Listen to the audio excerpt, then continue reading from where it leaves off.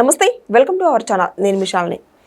భోగాపురంలో fake credit కోసం ఎంత కష్టపడినా కానీ జగన్మోహన్ రెడ్డి గారికి దక్కలేదు. కానీ దీంతో బ్లాస్ట్ అయ్యారు.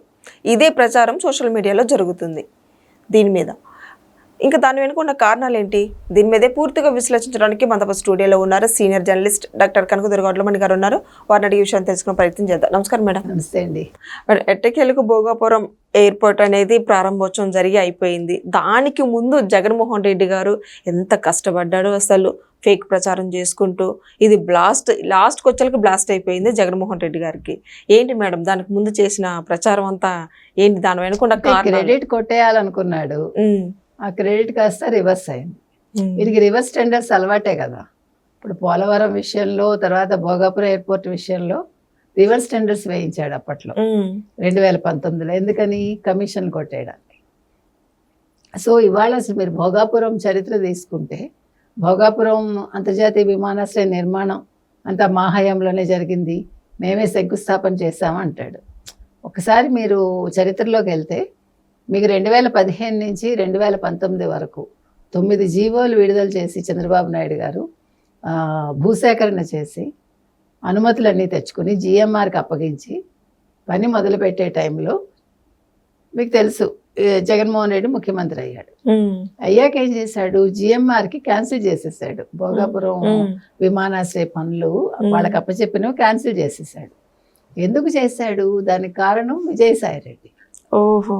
విజయసాయి రెడ్డికి కావాల్సింది ఏంటంటే, కాకినాడ SEZ పోర్ట్ ఉంది కదా, అందులో జిఎంఆర్కి వాటా ఉంది. సో ఆ వాటా కోసం వీళ్ళు క్యాన్సిల్ చేశారు. చేశాక 2023లో జగన్మోహన్ రెడ్డి ఏం చేశాడు? మళ్ళా ప్రారంభోత్సవం చేసి జిఎంఆర్కి మళ్ళా పనులు అప్పచెప్పాడు, భోగాపురం అంతర్జాతీయ విమానాశ్రయ నిర్మాణ పనులు. ఎందుకని? ఎందుకంటే జిఎంఆర్ ఆ వాటాని విజయసాయి రెడ్డి అల్లుడు అరబిందోకి సంబంధించిన ఆయనకి అప్పచెప్పింది. దాంతో వీళ్ళు యాక్సెప్ట్ చేశారు. అంతే తప్ప ఇక్కడ ఆయన క్రెడిట్ ఏం లేదు, ఎవరిది? జగన్మోహన్ రెడ్డి. అయితే ఇవాళ మోదీ గారు వస్తున్నారు, ప్రారంభోత్సవం చేస్తున్నారు అనేసరికి 2 రోజులు ముందుగానే ఆయన చూశారు. మీరు శ్రీకాకుళం వెళ్ళిపోయి ఎవరు సీదిరి అప్పలరాజుని జైల్లో పరామర్శించడానికి ట్రై చేశాడు. అయితే టైం అయిపోయింది, పరామర్శ అయితే చేయలేదు, కానీ 6 గంటలు ప్రజలను అయితే ఇబ్బంది పెట్టాడు. ఇబ్బంది పెట్టాక మధ్యలో ఆ సిఐ ప్రవళిక విషయం జరగడం, ఆ అమ్మాయిని వీళ్ళు వైసీపీ వాళ్ళు ఇబ్బంది పెట్టడం, అది ఇవాళ కేసు నమోదు కావడం నిన్నను. దీంతో ఇప్పుడు మొత్తం అంతా తలకిందులు అయిపోయింది. ఇవాళ ఆయన ఊహించలేదు, అంత అద్భుతంగా ప్రారంభోత్సవం జరిగింది, వేడుక. ప్రజలు తరలి వచ్చారు, ఒక జాతరలాగా వచ్చారు. మీరు సమ్మక్క సారక్క జాతర చూస్తారు చూడండి, అట్లా జనాలు లక్షల్లో వచ్చారు. 2500 బస్సులు పెట్టారు. ఎర్ర బస్సు రాని చోటికి ఎయిర్ బస్ ఎందుకు అన్నాడు. ప్రజలు మాకు ఎందుకు రాదు ఎయిర్ బస్ అన్నారు, వచ్చింది.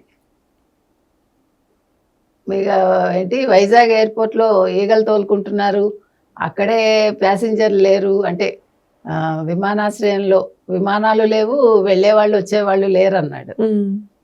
మరి ఇవాళ ఇక్కడ జనసందోహంతో నిండిపోయింది, ఈగలు రాలా భోగాపురం ఎయిర్పోర్ట్కి. మరి కొత్తగా ఆయన కొన్ని ఈగలు పట్టుకుని వచ్చి అక్కడ వదిలిపెడతాడా భోగాపురం ఎయిర్పోర్ట్లో లెక్క పెట్టడానికి? ఇప్పుడు ఈ రోజు ఇది అయిపోయింది, ఇంక రేపు ఎన్నో ఫేక్ ప్రచారాలు ఇంకా ఉంటాయి, మీకు ముందు ముందు ఇంకా చాలా ఉంటాయి, ఏం బాధలేదు. తర్వాత అసలు ఆ రోడ్లు చూసారా మీరు? ఇతను ఊహించలా. ఇవాళ శ్రీకాకుళం అతను వెళ్తూ ఉంటే రోడ్లు ఎంత అందంగా ఉన్నాయి, చూసి వాళ్ళే షాక్ అయ్యారు. వాళ్ళ హయాంలో అన్ని గుంతలే కదా. సో ఇవాళ అన్ని రకాలుగా, అందులో ప్రధానమంత్రి మోదీ చాలా ఆనందపడ్డారు, అబ్బురపడ్డారు. చాలా ఆయన వచ్చినందుకు అసలు జనాలను చూసి ఆయన ఆశ్చర్యపోయారు. ధింసా నృత్యం చూసి ఆనందపడ్డాడు ఆయన. అసలు ఎంత పద్ధతిగా, ఎంత చక్కగా, ఎక్కడ ఒక చిన్న ఏమంటారు లోపం లేకుండా, ఒక అవాంఛనీయ సంఘటన జరగకుండా అద్భుతంగా జరిగింది. పోలీసులు ఎంత 6000 మందినో 5000 మందినో పెట్టారు. అన్ని రకాలుగా అసలు భోగాపురం అంతర్జాతీయ విమానాశ్రయ ప్రారంభోత్సవం అనేది నిజంగా అల్లూరు సీతారామరాజు పేరు పెట్టడం కూడా చాలా చక్కగా ఉంది. ఉమ్. మన్యం ద్వారా ఆయన. ఉమ్. సో ఏ రకంగా చూసుకున్నా కూడా ఇవాళ ఉత్తరాంధ్ర అనేది ఇవాళ మరోసారి అంతర్జాతీయంగా పేరు తెచ్చుకుంది, అంతర్జాతీయ వేదికను ఎక్కింది. ఉమ్. సో ఉత్తరాంధ్ర ప్రజల కలలు నెరవేరు. నిజమయ్యాయి. మేడం, ఎక్కడ చూసుకున్న కూటమి ప్రభుత్వం వచ్చినప్పటి నుంచి ఈ రోజు వరకు కూడా అమరావతి కావచ్చు, అమరావతి కూడా శంకుస్థాపన చేయడానికి మోడీ గారు అమరావతి వచ్చి- రెడీ అయిపోతుందండి, పోలవరం రెడీ అయిపోతుందండి, భోగాపురం రెడీ అయిపోయిందండి. ఉమ్. మీకు 29 ఎన్నికలకు వచ్చేసరికి అన్ని రెడీ అయిపోయి ఇప్పటికే 14 లక్షల ఉద్యోగాలు ఇచ్చారండి. వాళ్ళు చెప్పిన 20 లక్షల పైన 22 లక్షల దాకా ఉద్యోగాలు ఇస్తారు, డిఎస్సి వేశారు. ఉమ్. ఇంకా ఏం చేయాలి కూటమి ప్రభుత్వం? ఇంకా ప్రజలు ఆలోచించుకోవాలి.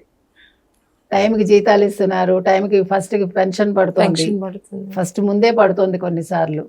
కాబట్టి ప్రజలు ఏ నిర్ణయం తీసుకున్నా ఆలోచించి తీసుకోవాలి. ఉమ్. సరైన వ్యక్తులకే వాళ్ళు ఓటు వేయాలి. Okay, thank you. Thank you.